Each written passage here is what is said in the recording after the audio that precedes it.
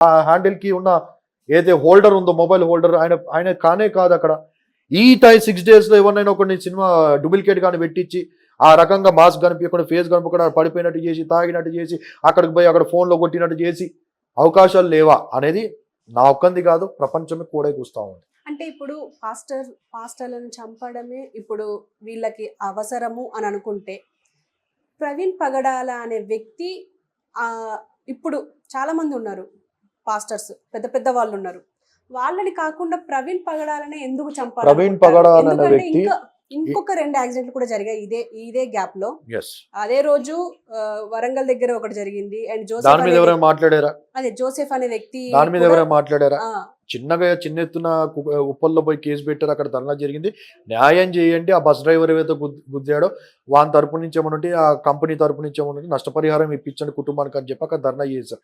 మా WCC నుంచే working president Sridhar లజ్జాన్, BJP యువ మోర్చా ట్రెజరర్ గారు ఆయన వెళ్ళి అక్కడ ధర్నా చేశారు. But that is not a suspicious death. క్లియర్గా కనబడుతూ ఉంది అది యాక్సిడెంట్ అని చెప్పి. అక్కడ ఇంకో సుధాకర్ అని చెప్పి పాస్టర్ గారు వరంగల్లో చనిపోయారు, అది క్లియర్గా కనబడుతుంది యాక్సిడెంట్ అని చెప్పి. బట్ ఇది యాక్సిడెంట్ అని చెప్పి కనిపించట్లేదు కదా. ఇక్కడ ఎందుకు క్రైస్తవులు పాస్టర్లపై ధర్నాలు, హంగామాలు, నిరసనలు, ర్యాలీలు ఎందుకు చేయట్లేదు అక్కడ? We know that is an accident అని చెప్పి. బట్ ఇది యాక్సిడెంట్ కాదు కదా. యాక్సిడెంట్ కావాల్సిన అక్కడ కోణాలు, దానికి కావాల్సిన అవశేషాలు కానీ దానికి కావాల్సిన అనుమానాలు ఏమి కనిపించట్లేదు కదా అక్కడ. అది యాక్సిడెంటే కాదు. రోజుకొక మలుపు తిరుగుతూ ఉంది కేసు. రోజుకొక స్టైల్లో దాన్ని నమ్మించాలని చెప్పి ప్రయత్నాలు చేస్తూ ఉన్నారు. రోజుకొక స్టైల్లో క్లారిటీ ఇవ్వట్లేదు. ఇప్పుడు ఎన్ని CCTV ఫుటేజ్లు రిలీజ్ చేసినా విజయవాడ దాకా ఆయన క్రాస్ అనేట్టు కనబడతా ఉంది. విజయవాడ తర్వాత ఆయన ఏదైతే మళ్ళీ టోల్ గేట్స్ దాడుతా ఉన్నా అక్కడ పర్సనాలిటీ డిఫరెంట్ కనబడతా ఉంది. కొద్ది దగ్గరేమో లైట్ కనబడతా ఉంది. లారీ పక్కన వెళ్తా ఉన్నాడు, మళ్ళీ ఈయన లైట్ కూడా అక్కడ కనబడతా ఉంది. మళ్ళీ అక్కడ పడిపోయినప్పుడు దుమ్ములు వేసినప్పుడు ఆ దుమ్ములకి లైట్ కనబడతా ఉంది. అనేకమైన అనుమానాలు కనబడ, ప్రతి ఒక్క అనుమానం కూడా క్లారిటీ ఇవ్వలేకపోతా ఉన్నారు. సో దీన్ని బట్టి చూస్తాం మళ్ళీ ఇదొక వీడియో బయటకు వచ్చింది. ఈ అనుమానాలన్నిటికీ ఎందుకు కారణం అంటే ఇవన్నీ అని చెప్పి స్ట్రాంగ్ ఎవిడెన్స్ కనబడతా ఉంది. అంటే ఇప్పుడు నా క్వశ్చన్ ఏంటంటే, ఇప్పుడు మీరు అన్నారు ఆయనే యాక్సిడెంట్ కాదు హత్యే అని చెప్పేసి మీరు నమ్ముతున్నారు, ఓకే. కానీ పోలీసులకు కానీ సిబిఐకి కానీ మీరు టైం ఇవ్వాలి కదా, ఎందుకు టైం ఇవ్వలేకపోతారు? అంటే మీకు నమ్మకం లేదా? మేము సిబిఐకి ఇస్తే బాగుంటుంది కదా అని చెప్పి మా ఆలోచన. We were demanding for the CBI investigation అండి. But later on after this video which went viral across all over the world, తర్వాత ఇప్పుడు సిబిఐకి ఇవ్వాలన్నా కూడా మాకు నమ్మకం కలగట్లేదు కదా. సిబిఐకి ఇస్తే ఏ న్యాయం కలుగుద్దని చెప్పి సిబిఐకి హెడ్ ఎవరైతే ఉన్నా ఆ హెడ్ పేరైనా చెప్తా ఉన్నాడు. ఇప్పుడు అక్కడ క్లారిటీ ఇవ్వమని చెప్పి అడుగుతా ఉన్నాను నేను పోలీస్ డిపార్ట్మెంట్కి. ఇప్పుడు ఈ వ్యక్తికి ఇన్ఫర్మేషన్ ఇచ్చిన వాళ్ళు ఎవరు? ఈయన ఎందుకు ఇంత కళాఖండిగా చెప్తూ మాట్లాడుతూ నిర్ణయాన్ని కరెక్ట్గా చెప్తా ఉన్నాడు. 1000% బళ్ళగుద్ది చెప్తా పేర్లే చెప్పేస్తా ఉన్నాడు కదా ఆయన.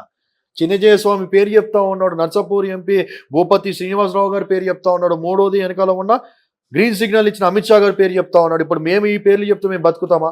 రేపన్నా నేను కూడా ఏమవుతానని చెప్పి మా ఇంట్లో ఎంతో టెన్షన్ పడుతూ ఉన్నారు వాళ్ళ పేర్లు చెప్పొద్దని చెప్పి. కానీ వాస్తవం మాట్లాడాలి కదా. నేను ఆ పేర్లు నేను చెప్పట్లేదు, ఈ వీడియో కోసం నేను మాట్లాడుతూ ఉన్నా. సో ఈ వీడియో వచ్చింది కాబట్టి ఇప్పుడు ఆ వ్యక్తిని పిలిపించండి, అమెరికాలో ఉన్న వ్యక్తి రాజా అనే వ్యక్తిని పిలిపించండి.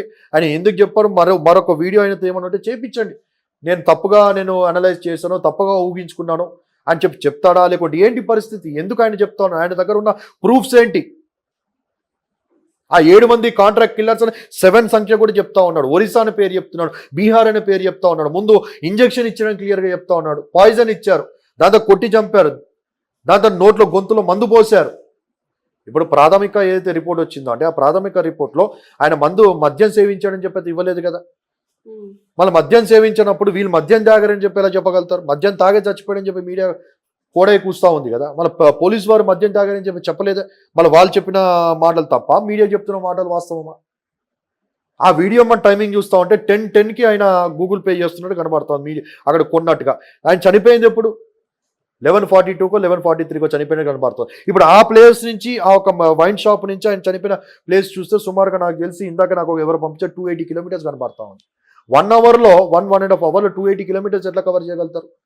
హైదరాబాద్ ఎల్బీ నగర్ నుంచి మీరు విజయవాడ కౌంట్ చేసుకుంటే 250-280 కిలోమీటర్స్ వస్తుంది. ఆల్మోస్ట్ 280 కిలోమీటర్స్ విజయవాడలో కార్లో ఎంత స్పీడ్గా కొట్టినా కూడా మీరు 3.5 అవర్స్ 4.5 అవర్స్లో మీరు రీచ్ కాలేరు విజయవాడకి, అంత హైవేలో కొడితే కూడా. ఇప్పుడు అక్కడ లైట్ లేదు, రోడ్లు బాగాలేదు, అక్కడ మీకు సరిగా ఏం కనిపించట్లేదు, ఆయన పరిస్థితి బాగాలేదు. 1.5 అవర్స్లో 280 కిలోమీటర్స్ కవర్ అవుతుందా?